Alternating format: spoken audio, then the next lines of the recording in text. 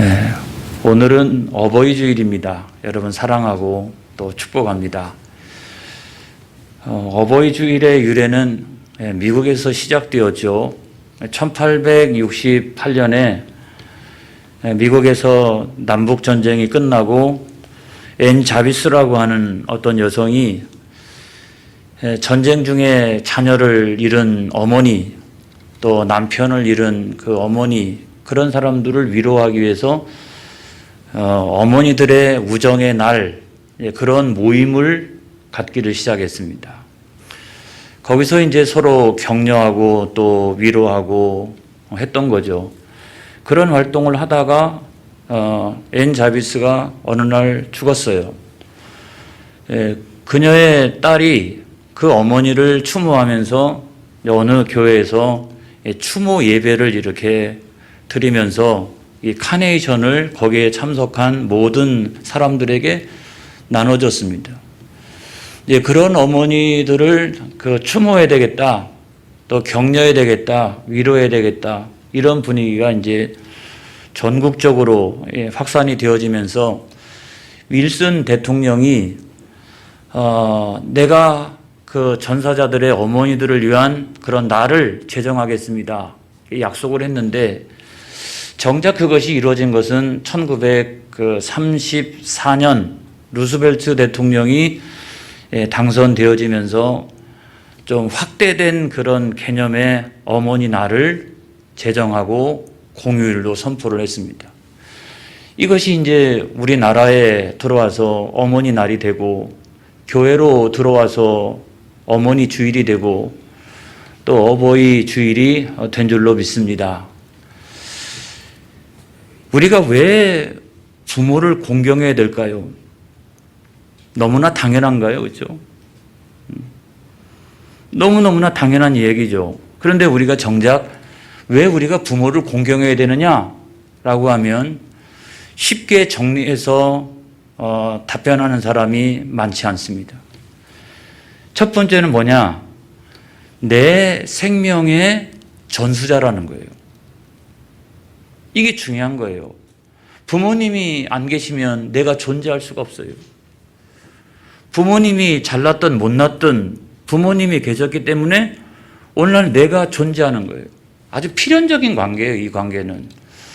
뭐 뗄래야 뗄 수가 없어요. 그래서 혈연적 관계다. 뿐만 아니라 너무너무나 소중하기 때문에 군대 가면 어머님 생각해가지고 울잖아요. 나오면 안 그러면서. 그리고 자기의 소중한 생명을 이렇게 나눠주기도 하고요. 자기가 그냥 많이 노력을 해가지고 모아놓았던 그런 재산도 자녀에게는 나눠줘요. 물려줘요. 그런 것이 이제 가족 아니겠어요? 가족. 그런 가족의 개념이 이제 오늘날 많이 이제 상실되어져 가고 있는데, 2021년이 되어지면서 전 세계가 기다렸던 한국 가족 영화 미나리가 드디어 이렇게 상영되어지기 시작을 했습니다. 호평이 대단하죠. 그죠? 전 세계가 기다려왔던 한국 가족 영화다. 그래서 윤여정이라고 하는 배우가 여우 조연상을 받고 아카데미, 오스카 뭐 이런 데서 이제 상도 받고 굉장히 많이 알려졌지만, 저는 이렇게 대충 이렇게 예고편을 보니까 지루할 것 같더라고요. 그래가지고 아직도 안 봤어요. 다음 주에 꼭 한번 보려고 하는데, 그래서 왜 전 세계가 이와 같이 난리냐 하는 것을 제가 알아보기 위해서 자료를 쭉 검토해 보니까 그게 이제 한국 가족 그 이야기 아니겠습니까? 아메리칸 드림을 꿈꾸며 미국으로 건너간 한국 가족의 이야기. 남편은 병아리 감별사였습니다. 하지만 자기의 평생의 소원이 농장을 이렇게 일궈보는 것이었는데, 그 꿈을 위해서 시골에 가서 농장을 준비하기 시작하는데, 자기 부인은 뭐 그게 탐탁지 않은 거죠. 그래 늘 싸웁니다. 다투기도 하고. 그래도 어떻게 해요? 거기서 적응해 가면서 이렇게 살아가는데 일녀 일남을 두었어요. 그리고 이제 한국에서 할머니를 모셔왔습니다. 근데 그 할머니가 그 척박한 환경에 적응해 가면서 가족이란 무엇인가? 도무지 가족이란 무엇인가?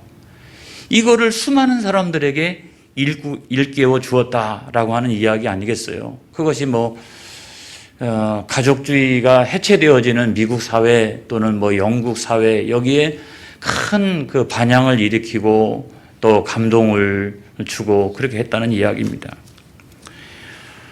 두 번째는 우리가 왜 부모를 공경해야 되는가? 하나님의 대리자이기 때문에 그렇다. 하나님의 대리자이다. 이 말은 부모의 권위에 무조건 순종해라 라고 하는 의미보다 더 센 것은 뭐냐면 돌봄이죠. 부모는 하나님을 대리해서 돌보는 어떤 역할을 가지고 있다. 그래서 이런 개념을 처음으로 사용했던 사람이 16세기의 위대한 종교개혁가인 마르틴 루터였습니다. 루터가 부모는 하나님의 대리자다 그렇게 얘기했는데, 더 정확하게 표현하면 하나님은 부모를 지상에 존재하는 하나님의 대리자로 삼으셨다 이렇게 정의를 했어요. 하나님의 대리자다. 어떤 대리자냐? 첫 번째로 보면은 생명의 대리자라는 거예요. 하나님께서 부모를 통해서 우리에게 생명을 전수해 주고 있잖아요. 자자손손을. 또 하나는 양육의 대리자다. 하나님은 그 부모를 통해서 우리를 키워주신다. 이런 말이에요. 세 번째는 축복의 대리자다. 하나님은 그 부모를 통해서 자녀를 축복하신다는 거예요. 저는 이 부분이 굉장히 중요하다고 생각합니다. 우리는 이런 그 부모에 대한 개념, 정의 이런 게 없잖아요. 그게 얼마나 놀랍습니까? 부모가 하나님의 대리자라는 거예요. 축복의 통로라는 거예요. 그래서 부모가 자녀를 막 키우면 절대로 안 되는 거예요. 믿음을 가지고 키워야 합니다. 어떻게? 나는 축복의 대리자다. 내가 축복의 언어를 사용하면 사용할수록 우리 자녀한테 축복의 역사가 일어난다. 할렐루야. 자녀들도 마찬가지입니다. 부모에게 함부로 된다. 천만의 말씀이죠. 왜냐하면 부모는 축복의 대리자이니까. 그래서 그 부모의 입술에서 그 축복의 언어가 계속 나오도록 그렇게 해야 되는 거예요. 그래야 우리 인생 가운데 축복의 역사가 막 일어나는 거죠. 이런 삼박자가 있다, 삼박자. 여러분, 그것을 증명해 주는 하나님의 말씀이 창세기 48장하고 49장에 있는 내용입니다, 여러분. 거기 보면은 야곱이 이제 죽을 때가 딱 되었을 때에 그의 아들이었던 요셉이 자기의 두 명의 아들을 데리고 축복받기를 원했습니다. 장자였던 므낫세를 데리고 왔죠. 차자였던 에브라임을 데리고 왔죠. 그리고 이제 그 병상에서, 침상에서 겨우 일어나가지고 손을 딱 내미는데 어떻게 합니까? 오른쪽에다가는 장자인 므낫세의 머리를 이렇게, 또 왼쪽에다가는 차자였던 에브라임의 머리를 이렇게, 그렇게 이제 축복해 주기를 요셉은 원했던 거예요. 근데 야곱은 어떻게 했어요? 손을 어긋나게 했잖아요. 손을 어긋나게 해서 축복을 하는데, 그 축복의 내용 가운데 이런 것들이 있죠. 우리 조상의 하나님, 아브라함의 하나님, 이삭의 하나님, 또 나의 하나님. 그래서 내가 축복해 주기를 원한다고. 여러분, 그 장면을 우리가 생각해 보면, 이게 딱 손을 어긋났을 때 요셉이 화가 나가지고 마음에 안 들었잖아요. 그래서 아버지 왜 이렇게 했습니까? 라고 했더니 나도 다 안다. 나도 다 안다. 하지만 동생이 나중에는 더 큰 자가 되리라. 부모의 축복이 얼마만큼 중요한가 하는 것을 알 수가 있어요. 어떤 의미에서 보면 부모는 축복의 언어를 입술에다 달고 살아야 돼요. 할렐루야. 그러면 자녀들 속에서 놀라운 축복의 역사가 여러분 일어난다는 거예요. 이걸 믿으시기를 주님의 이름으로 축원합니다. 그 다음에 49장에 보면은 야곱이요 12명의 자기 아들들을 향해서 다 예언하는 장면이 나오죠. 예언하는 장면이 나옵니다. 그런데 예언하는 그대로 됐습니까? 안 됐습니까? 그대로 됐잖아요. 그걸 생각해 보면 부모가 하나님의 대리자인데 축복의 통로다. 부모가 축복의 대리자이다 라고 하는 사실을 모르면 우리는 경을 치게 돼요. 여러분, 그래서 우리가 부모님을 잘 공경해야 합니다.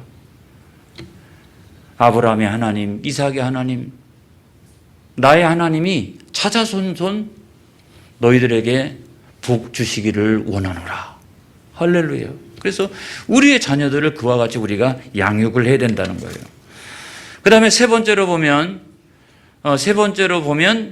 그러기 때문에 약속 있는 계명이라는 거예요. 부모를 공경하라라고 하는 것은 10계명 가운데 5번째 계명이잖아요. 그리고 인간을 향한 첫 번째 계명이잖아요. 뭐 그거 당연한데 그거 당연한 걸 가지고 그걸 가지고 10계명 두 돌판에다가 하필이면 그거를 왜 쓰셨나? 여러분, 그걸 우리가 생각을 해야 돼요. 하나님은요 아셨던 거예요. 장차 가정이 어떻게 해체되어져 갈지를 하나님께서는 아셨던 거예요. 그래서 당장 아담과 하와 그 다음에 가인과 아벨 단계에 와가지고 이 가인이 자기 동생 아벨을 죽였잖아요. 그게 여러분 부모한테 평생 살아가는 날 동안에 가슴에다 못을 박는 일이었다. 그런 패륜적인 사건이 일어났어요.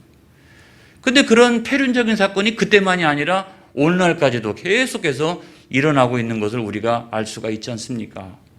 그렇기 때문에 이 부모를 공경하라라고 하는 것을 첫 번째 단추로 딱 끼워놓은 거예요. 그거를 돌멩이에다가 새겨놓은 거예요. 왜냐하면은 사람들은 금방금방 잊어버리도록 되어져 있으니까. 그래서 거기에다가 더욱더 약속을 주셨습니다. 오늘 성경의 말씀이죠. 자녀들아, 주 안에서 너희 부모에게 순종하라. 이것이 옳으니라. 내 아버지와 어머니를 공경하라. 그리고 그 다음에 하나님께서는 이것은 약속 있는 첫 계명이니 이로써 내가 잘되고 땅에서 장수하리라. 이 언약이 있는 하나님의 약속이 있는 그와 같은 계명으로 그냥 그 두 돌판에다가 명확하게 여러분 새겨 놓은 거예요. 여러분, 우리가 부모를 왜 공경해야 되느냐? 생명의 전수자이니까. 그리고 하나님의 대리자이니까. 그리고 세 번째로는 약속이 있는 계명이니까. 그래서 하나님께서 그거를 약속 있는 계명으로 넣어 놓으신 거예요. 할렐루야. 그렇다고 하면 우리가 어떻게 하면 부모 공경을 잘할 수 있을까요? 어떻게 하면 잘할 수 있을까요? 그 한 10가지가 있는데 제가 빨리 한번 말씀을 드려보도록 하겠습니다. 첫 번째로는 뭐냐면 부모님과 가능한 많은 대화를 나누라. 제가요, 그 홀로 계신 어머님 홀로 계신데 그 일주일에 평균 통화가 한 번이나 2번 정도 될 거예요. 그래서 아무튼 매주간 이렇게 제가 통화를 하는데, 어머니 죄송해요. 제가 이렇게 너무 바빠가지고 자주 연락도 못 드리고 하면은 우리 어머님은 항상 그러세요. 내가 다 안다. 우리 목사님 얼마나 바쁘신데. 그런데 내 형은 아침 저녁으로 전화한다. 주여, 무슨 얘기예요, 이 얘기가? 그래, 아무튼 그럼에도 불구하고 홀로 계시지만 자녀들하고 늘 소통하기를 원하시고 있는 것을 알 수가 있는 거죠. 그 다음에 뭐 부모님에게 일감을 드려라. 그 말은 뭐냐면 늘 방에서만 계시지 않게 하고, 또 세 번째로 보면 부모님도 취미를 갖도록 도와드려라. 사회생활, 교회생활, 또 어떤 취미생활을 할 수 있도록. 그런 의미에서 보면 노인대학은 참 귀한 것 같아요. 그런 데서 적극적으로 노년에 그 사회생활을 할 수 있도록 뒤에서 보장해주는 일, 이런 것들이 참 중요하고, 네 번째로 보면은 여행의 기회를 드려라 그랬어요. 여러분, 가끔 부모님과 함께 여행하시는 분들 보면 진짜 효자, 효녀다 이런 생각이 들어요. 자녀들하고는 함께 이렇게 여행 가는 경우가 많이 있어도 노년에 그 부모님과 함께 여행을 가는 것은 거의 제가 이렇게 보기가 어려운데 대단한 분들이에요. 지난번에 제가 대전에서 그 회의를 마치고 난 다음에 논산 그 어머니 생각이 나서 이상하게 한 며칠 전부터 어머니 생각이 나더라고요. 그래서 제가 회의를 마치자마자 전화를 드리고 지금 어머니 댁에 방문하겠습니다. 제가 그렇게 이야기했더니 어머님이 뭐 바쁜데 그렇게 이야기하면서도 기다리시는 거예요. 그래서 제가 뭐라고 그랬냐면 어머니 기다리지 마시고 방 안에 계시고 그리고 어버이날이 얼마 안 남았으니까 저하고 나가가지고 제가 차로 이렇게 드라이브해서 좋은 식당에 가가지고 같이 식사했으면 좋겠어요. 제가 식사 대접을 해드리겠습니다. 그렇게 하고 갔어요, 제가. 대전에서 논산까지가 빨리 가면 한 40분 또 1시간 이내는 넉넉하죠. 시간이 별로 안 걸려요. 집 앞에 딱 도착을 했는데 저쪽에서 보니까 그 대문 앞에 어머니가 스티로폼을 깔고서 앞을 향해서 이렇게 보고 있더라고요. 제가 분명히 뭐라고 그랬어요. 집 안에 계시고. 그랬는데 벌써 대문 앞에 나오셔가지고 앉아 계시는 거예요. 그리고 빨리 우리 나가가지고 저녁 식사합시다. 그랬는데 방 안에 딱 들어가 보니까 이미 저녁 상이 차려져 있어요. 내가 김치찌개를 얼마나 좋아하는데. 그러면서 어머니께서 차려 놓으셨더라고요. 저는 맨날 김치찌개만 먹는 사람이 아닙니다. 그런데도 그냥 어머니는 제가 어렸을 때부터 그거 좋아했으니까 당신이 만들어주는 것이 최고인 줄 알고 아무튼 그렇게 만들어 놓으신 거예요. 그 40분 그 시간 안에 모든 준비를 다 마치셨더라고요. 그런 분이 바로 어머님이라는 생각이 드는 거예요. 그 다음에 5번째로 보면은 부모님을 우리가 이해하도록 노력하자. 뭐 자꾸만 기억력도 없어지고 잔소리도 늘고 소심해지기도 하고 또 작은 일에도 막 고집을 막 피우시기 시작하고 제가 한 10년 전에 어머님과 지금의 어머님이 똑같은 분인가? 이런 생각이 들 때가 간혹 있어요. 굉장히 이렇게 총명하시고 이렇게 사리분별이 명확하시고 이런 분인데 요즘 가서 뵈면은 그런 것이 거의 다 무너져 가고 있구나. 이게 무너져 가고 있구나. 저분이 내 그 어머니가 맞는가 하는 생각이 들 만큼 나이가 들어가니까 어쩔 수가 없는 거예요. 그 다음에 가족들끼리 외출할 때 부모님도 가능 아니면 모시고 가라. 이것도 쉽지 않죠.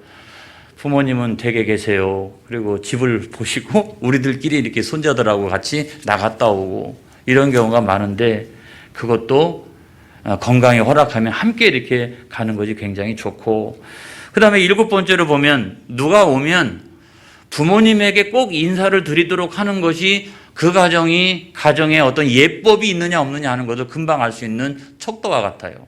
그냥 자기들끼리는 쑥닥쑥닥하고 얼른 나가고 이게 아니라 누가 오면 반드시 부모님께 먼저 이렇게 인사를 드리는 그래야 가정에 예법이 있는 그런 가정 아니겠어요? 8번째로 보면 사소한 병이라도 병이 나면 반드시 병원으로 모시고 가야 된다. 왜냐하면 나이가 들어가면 들어갈수록 이 생명에 대한 집착과 그 다음에 건강에 대한 걱정이 굉장히 많으세요. 그러니까 작은 거라 할지라도 우리가 병원으로 늘 모시고 가고 용돈 제가 비교적 열심히 하려고 하는 것 가운데 한 가지는 그거예요. 용돈을 좀 잘 드리자 이런 생각이 들고 마지막 10번째로 가장 중요한 것은 신앙의 기회를 갖도록 하는 거죠. 그것보다 중요한 효도가 어디 있겠어요. 반드시 신앙을 갖게 하는 거, 복음을 전하는 거 이것이 참 중요하고 그래서 우리가 부모를 공경하는 그 방법이 어떤 큰 것이 아니라 바로 이러한 데서부터 부모 공경이 시작되어지는 것이구나 그런 생각이 들면서 저는 우리가 여기에다가 조금 더 나가야 된다고 생각합니다. 신앙을 가지고 있는 사람들은 조금 더 나가야 된다고 생각을 해요. 뭐냐면 신앙적인 부모 공경이란 무엇인가? 조금 더 나가면 첫 번째로는 성도의 어머니인 교회를 사랑하자. 이 말씀을 드리고 싶어요. 여러분, 교회는 어머니다. 교회는 성도들의 어머니다. 이 말을 사용했던 사람은 역시 16세기 종교개혁자였던 칼빈이었습니다. 칼빈이 이야기를 썼어요. 교회를 가만히 살펴보니까 말씀의 젖을 먹이는 어머니와 같다는 거예요. 나를 위하여 비가 오나 눈이 오나 늘 기도하는 어머니와 같다는 거예요. 그리고 슬플 때나 기쁠 때나 언제나 나와 애경사를 함께하는 어머니와 같다. 그리고 내가 돌아오면 동구 밖에까지 나와가지고 나를 기다리는 어머니와 같다. 그게 바로 교회라고 하는 거예요. 그래서 여러분, 우리가 교회를 그와 같이 육신의 어머니를 사랑하는 것 이상으로 우리 믿음을 가지고 있는 사람들은 교회를 사랑해야 돼요. 교회가 어머니구나. 저는 여러분, 교회 생활을 처음 시작할 때부터 지금까지 늘 느끼는 것이 교회는 어머니라는 거예요.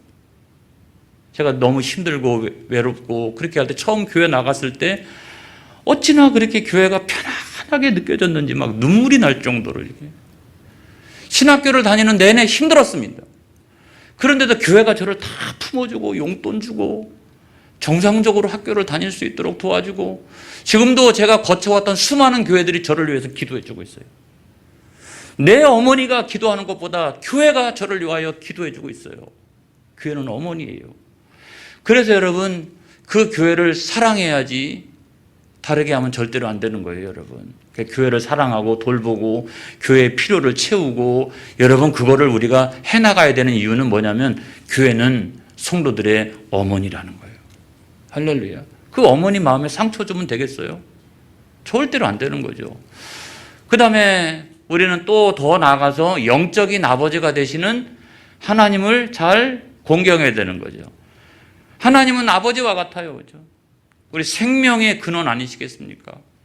우리의 구원을 위해서 독생하신 그리스도를 세상 가운데 내어주신 분은 내 아버지세요. 그죠? 내가 회개하고 돌아가면 반드시 내 아버지는 나를 맞아주세요. 할렐루야. 그게 내 아버지세요.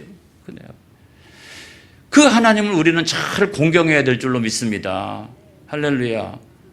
그 하나님을 우리가 잘 공경해야 되는데 어떻게 하면 우리가 잘 공경할 수 있을까요? 여러분, 이사야 29장에 있는 말씀에 보면 너희는 입술로는 나를 공경하나 마음은 멀도다, 이런 말씀이 있어요. 마음은 멀도다. 그래서 우리가 하나님을 늘 예배드리고 잘 공경하는데 내가 언제 하나님을 잘 공경하지 못했습니까? 그럴 수 있는데 마음이 먼 것이 하나님을 공경하지 않는 거예요, 여러분. 마음이 먼 것이. 하나님께로부터 점점 멀어져서 나 중심으로 내가 살아가게 되는 것, 그것이 마음이 멀어지는 거예요. 그래서 자기의 또는 자기 연민 또는 자기의 자기 자랑, 너무 이렇게 하나님 중심으로 우리가 신앙생활을 해야 되는데 자기 중심으로 자꾸 옮겨오면 옮겨올수록 하나님께로부터 내가 마음이 멀어지고 있는 거예요, 여러분. 그래서 여러분, 온 마음 다하여 하나님 공경하여 드리는 저와 여러분이 되어지기를 바랍니다. 육신의 부모에게도 잘하는 것뿐만 아니라 신앙적인 부모 공경은 더 나가서 성도의 어머니인 교회를 사랑하는 것이다. 더 나아가서는 영적인 아버지가 되시는 하나님을 우리가 잘 공경하여 드리는 것이다. 그러기 때문에 내가 이 땅에서 잘 되고 장수하는 이유가 거기 있는 거예요. 할렐루야. 그런 은혜가 있기를 주님의 이름으로 축원합니다. 축원합니다. 기도하겠습니다.